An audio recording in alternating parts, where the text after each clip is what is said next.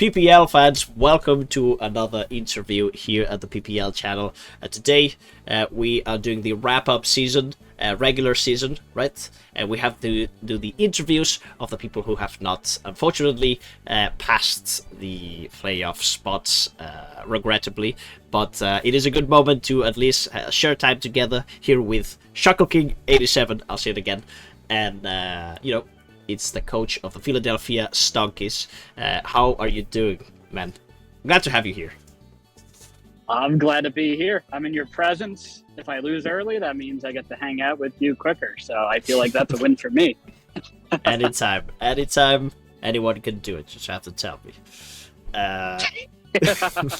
For well, free? Always, I do everything for free. You know what I'm saying? Okay, let's get to the... I don't want to say that.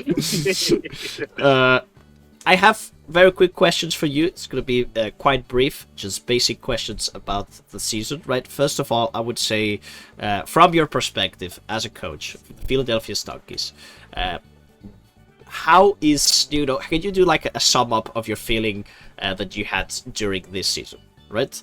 How have you been feeling with your team, with yourself as a coach? Just so we have all an idea. Oh, yeah. That's a lot. So, I mean, at least I lived up to the name of the Philadelphia Stonkies. Maybe even worse, honestly, because at least the Sixers make the playoffs, and I didn't even make the playoffs. So that was not my greatest accomplishment there. It's been a while since I've missed playoffs. That's actually a lie, because I missed playoffs in PBA too. I'm on a hot streak right here, baby.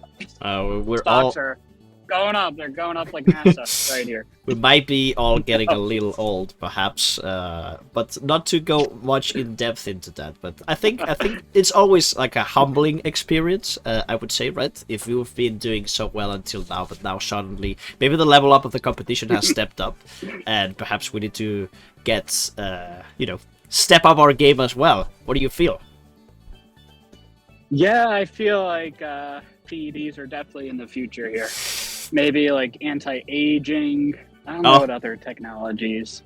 I could probably. I think I know people, so yeah. Well, I think I can make that happen. You do have that NASA shirt, so you for sure have to know people, right? Where do you get that shirt? I definitely got my connections here. I think I got it for $2 somewhere at like a thrift store. That's awesome. Damn, NASA really is everywhere. All right. So, if we go back to the season, right? I'm interested in pretty much knowing what is the more remarkable moment, the one that you remember the most, and perhaps the worst moment as well, right? In a good and in a bad way. Mm-hmm. This season, of course. I mean, the worst moment has to be obviously not making playoffs. Honestly, the game I had against Envy was a really good game. I think it was one of the best games of the season. So, honestly, I couldn't be really mad after Envy's loss. Now, maybe the loss I had after Uzi, I was a little frustrated by, but that was also to my wrongdoing. There are definitely things in that battle that could have gone my way, but I think I still could have prevented the outcome from happening. So, I think that loss in particular was real unfortunate, but it's really water under the bridge, just a drop in the bucket. It's really not an issue at all compared to how well the season went. It was such a fun time, and knowing the roster ahead of time and trying to scramble and get things ready in time for the game to be announced. Once we found out that the timer was all ready to go, I was honestly pretty much foot out the door with Draft League. With the last PBA season, I was experimenting with shorts, and that was fun. But I imagine that was going to be my last Draft League, at least on Wi-Fi. Damn. But once the timer came back, it was just a whole new energy, and it's really cool to see the whole new energy come out with all the other coaches in the league, and everyone embraced it. And it was so great to see everyone embrace it. I think there were only 1 or 2 games that were late or missing this entire season, which is, I feel, pretty impressive. And the quality that people put into the games, you can't really ask for much more. So I'm really happy for everyone's success this season. I think That's it got has to be my been. highlight. Yep, I think it has been a fantastic season for a lot of reasons. Like the competitive level was quite high. We had tremendous personalities, very good content creators around all reunited. The fans have been incredible. They have been watching Yes. watching all the battles from all the cultures almost. It was insane. So yeah, from the PPL and from here that I'm just helping a little bit. Also, thank you, well, the people watching. That was obviously the highlight for me as well in that regard for this season. Right, let's go to Mons. Right, let's go the good and the bad. Right, what is the Mon that you've more surprised with, or the one that you liked using the most this season, and the opposite side, right? What is the most disappointing mon, or the most trash mon you'd got, or the one that you just say, meh, not gonna try it again? Oh, sure. Well, at pick 3, I definitely had a couple options that I was going at, but definitely very happy that I went with Great Tusk. That mon is so cool. And even though for most weeks I basically ran the same set after week 1, which I hadn't played a whole lot of Gen 9 before this, and I think it was in Joey's like week 1 like watch through video. He's like, oh, if he's booster energy speed Great Tusk, he would win this game. I was like, that could even be a set. I had no idea that was a set. Well, so once I realized that could be an option, that changed my game plan with Great Tusk. I ran that every week, and it did pretty well. It went 5 and 6 this season, which you could say is kind of disappointing for like one of the top picks of the season. It definitely didn't finish like top 10 in kills and all that, but it's such a super glue mon and really hard to prep for. So I would say Tusk was a fun mon for sure. Nice. Azumarill was great. That was my round 4 pick. That had most kills for me.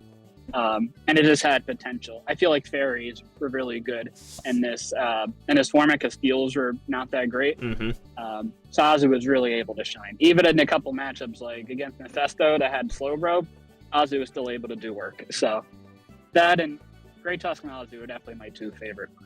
Nice. And how about the ones that you'd be like, that's the dumpster that I have right behind me? Oh, you have them there already, right? You just throw them. Throw them in the garbage. Put them in there. Anyone? Any of the mons that you'd say? I can't remember stuff anymore. Oh. All right. So my most disappointing. Oh gosh. Well, I mean, I dropped 3 mons this season. I dropped Muck, Bravery, and Sableye, which, to be fair, I didn't even draft 2 of those 3 mons. I let Leo draft them. Oh. And I knew Leo, 6-foot hacks, was going to draft me garbage stuff for my last 3 picks. So it's not too surprising. Shout outs. Yeah. Oh yeah. Which is cool. Shout outs to Leo for drafting garbage, by the way. Sorry for interrupting. Yeah, Espeon was great, dude. I love the evolution theme you got with Espeon and Jolteon. Yeah, that and Jolteon. Jolteon is another mod that I really love this season. That with Terra Blast Ice, boy, it was like my mini Regieleki. That was also another good mod.